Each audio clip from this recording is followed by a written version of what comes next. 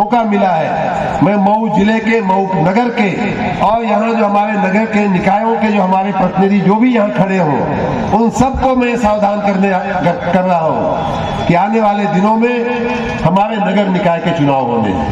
नगर निकायों के चुनाव में आपने ऐसे लोगों को देखा है, परखा है, उनके काम देखा है कि जो 15-15, 20-20, 25-25 साल से उन निकायों पे शासन कर रहे हैं। लेकिन क्या होता है, सड़कें क्यों खुदी रहती हैं, सड़कों में क्यों गड्ढा रहता है, नालियां क्यों बजा रही हैं गंदे से और मैले से? इसलिए कि उन पैसों का जो सरकार उनको फंड देती है, जो राजस्व आता है उनका अपना नगर पालिका का, उन पैसों का दुरुपयोग होता है। पूरा पैसा वो लोग डकार जाते हैं, पूरा का पूरा पैसा वो लोग खा जाते हैं मित्रों। इसलिए ऐसा नहीं है कि पैसा नहीं आ रहा है, इसलिए ऐसा नहीं है कि सरकार उन निकायों को पैसा नहीं दे रही है। मैं निकाय का नाम लिए बिना तमाम निकायों की मैं दशा देख रहा हूँ। मैं वहां खुद खड़ा रह करके नालियों की सफाई करवा रहा हूँ। डेंगू हो रहा है उनकी वजह से, हमारे संचारी रोग फैल रहे हैं उनकी वजह से। मैं उन नालियों की सफाई अपने हाजिरी में करवाता हूँ। इसलिए मैं कह रहा हूँ भाई, कोई कारण नहीं है कि हमारी नालियां जो है वो गंदगी से बजाती रहे। कोई कारण नहीं है कि मच्छर और मक्खी का साम्राज्य इस तरह से फैलता रहे। कोई कारण नहीं है कि वहां कुत्ते और सुअर जो है हमारे आसपास, घर के आसपास घूमते रहे गंदगी में। कारण उसका ये है कि हमने सही लोगों को सही कुर्सियों पे नहीं बैठाया है। और इसीलिए मैं यूं मान लीजिए कि नगर निकाय के चुनाव में, अभी तक मैं पहले इस विषय पे कहीं बोला नहीं हूं, यूं मान लीजिए कि नगर निकाय के चुनाव की शुरुआत में यहां मऊ से कर रहा हूं और आप सबसे निवेदन कर रहा हूं कि आप इस बार कमर कस करके इस बार ये गलती मत करना, गलत लोगों को नगर निकायों में सत्ता मत देना। ये आपकी जिम्मेदारी है, हमारी जिम्मेदारी है, आप जैसे हमारे भाइयों बहनों की जिम्मेदारी है, वोटरों की जिम्मेदारी है।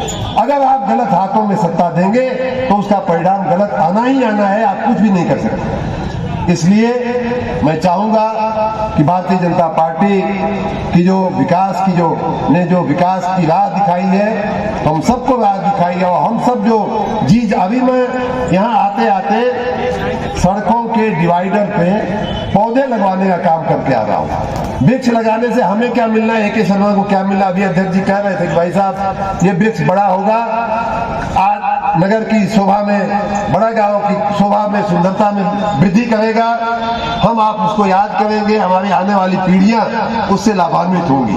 तो इस तरह का काम जो आज हम कर रहे हैं उसका यश हमें नहीं मिलेगा, लेकिन आने वाली हमारी जो पीढ़ियां हैं उसका आनंद उठाएंगी, उसके वातावरण से वो लाभान्वित होंगी। इस तरह के कार्य हमें करने हैं। मैं आपसे वादा करता हूं कि आपकी जो भी उम्मीदें हैं वो पूरी की जाएंगी।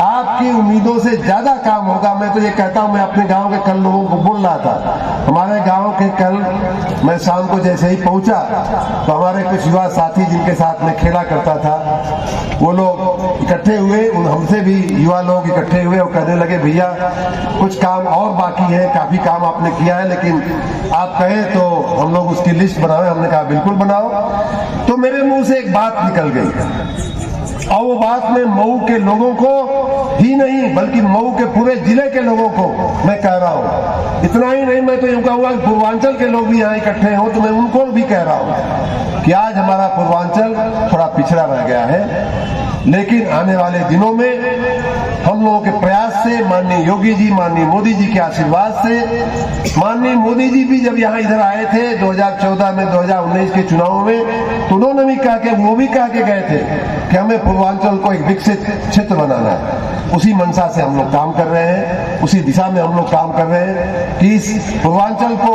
इस मऊ को बहुत ही विकास की ऊंचाइयों तक ले जाना है। ये हम लोगों का संकल्प है। आप लोग हमारा साथ दीजिए। आप सबको बहुत बहुत शुभकामना, बहुत बहुत शुभकामना।